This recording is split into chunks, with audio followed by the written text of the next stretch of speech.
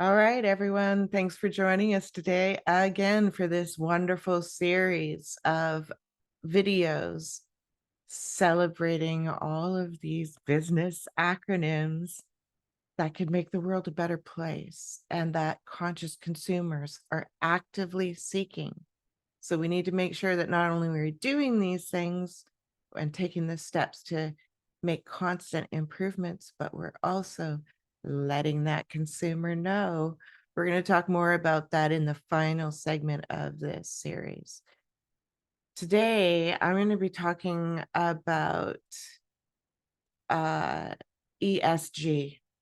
Okay, so when you're in business forums or business magazines and you see the acronym ESG, they're more often going to refer to that rather than the full term. The full term is environment, social, government. So that particular term, it's like three categories under one topic is basically how that is. So we're looking at environment as one category, social as one category, government as another. These are typically, ESG is typically a term that's most often used by people who work with investors, like people with money that want to use their money to raise more money, um, that genre of people. So for business, we're looking at environment here today. We've already looked at social responsibility, investments. We've already looked at corporate social responsibility in previous videos. Today, we're going to be looking at environmental responsibility. So, environmental responsibility. So, what are we doing with our business to green, to become more green, to reduce our energy? Can we look at going to CFL light bulbs, for instance, like most of us have already done, but maybe we could look at other things like light sensors, for closets and cupboards and storage areas and warehousing, so that the lights go on as soon as someone walks in the door, as soon as they go to walk in the door, it's well lit up for them. But as soon as they leave, the sensor can sense that, there's no activity in the room or something, and the light goes out, right? Those little light sensors.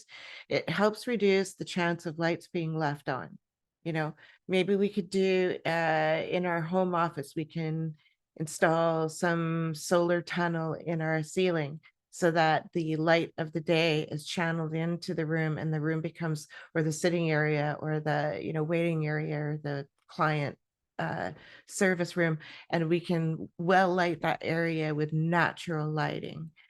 There's all kinds of things that we can do. We can maybe put that reflective film on our windows. You can buy it in a roll and it's fairly easy to put on. Use some like Johnson's baby hair shampoo and in a lot of water, so like a half a tablespoon in a spray bottle of water, and you soak down the window, a clean window, and you put the film on. The reason why you use that particular soap is it makes it really nice and slippery and easy to put that film on, so you can make sure all the wrinkles are out and stuff like that. And it dries clear, so you don't have any streaks or anything like that. And by putting that film on, you can reduce your cooling cost in the summer by like 50%, and you can up to 50%, I believe it is, and it has this very tiny difference in the winter too, like something like 2% or something like that of your winter costs. But for summer costs, it has a big impact, but also reduces that glare in your office. And so it's less of the squinty thing when you're going on, to having glare on your glasses or something like that. Just makes a much more comfortable environment to be working in as well. For lighting scenario, you're more likely to have the blinds open, when you have that reflective, because people can't really see in unless it's night and your lights are on, then they can see in. So It's a good investment, doesn't cost very much money. It makes a difference for your, as far as your environmental responsibility, reducing how much energy you're using to heat and cool the area that you're working in. So we're looking at really everything, we have a series called Trash Talk. And honestly, if you go in there, it's a green living series.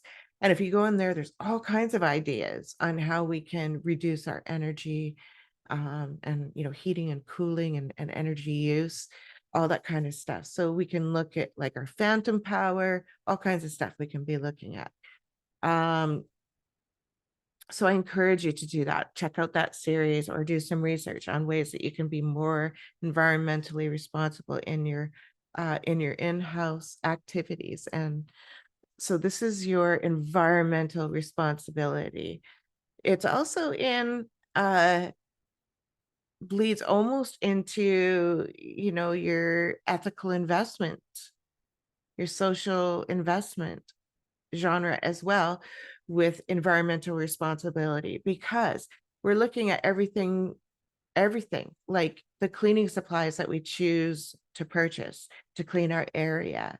Is it biodegradable? Is it, can we reduce the fragrances and get like more vinegar, baking soda, dish soap, those kinds of things? Can we use those instead? Use that baby shampoo for your window, the solution for your windows, that kind of thing. Can we just be a little bit more environmentally friendly? You're going to save a heck of a lot of money, and your whole environment, you're reducing the toxins for yourself and your employees. If you can smell it, there's toxins in the air, unless it's like a natural essence like lemon or, lavender oil or something like that. But for the most part, if you can smell it and you've got fragrances, that means you've got toxins in the air. Maybe you can create a perfume-free environment, things like this. So we're looking at how we can improve all of these things. So environment responsibility falls within that category as well. Look at our cleaning supplies. That's a great place to start. A really easy place to start. Maybe we could look at building improvements. Maybe we could look at landscaping, that actually improves the building. So we can plant a tree that shades the office. We can maybe plant, if we don't own the property, or we don't have an area where we could actually plant right outside the office, maybe we could do like tall plants in pots. There's all kinds of things from, decorative corn to, tall amaranth and quinoa. Those are beautiful plants. You could also do like vines up on a trellis that would grow up and shade the home, like beans in particular have great big leaves, and they'll shade the windows that are directly impacted by the sun. And then you don't they die off, and you remove it, and then that sun comes in the winter and directly hits it and warms it up. So there's things we can look at. What can we do to be more energy efficient and save money, a heck of a lot of money, and improve the ambiance and the comfortability of our home? Reducing drafts, doing some caulking around the windows, or putting that foam around the doors and things like that. There's lots of things that we can do. And I encourage you to check out that Trash Talk series.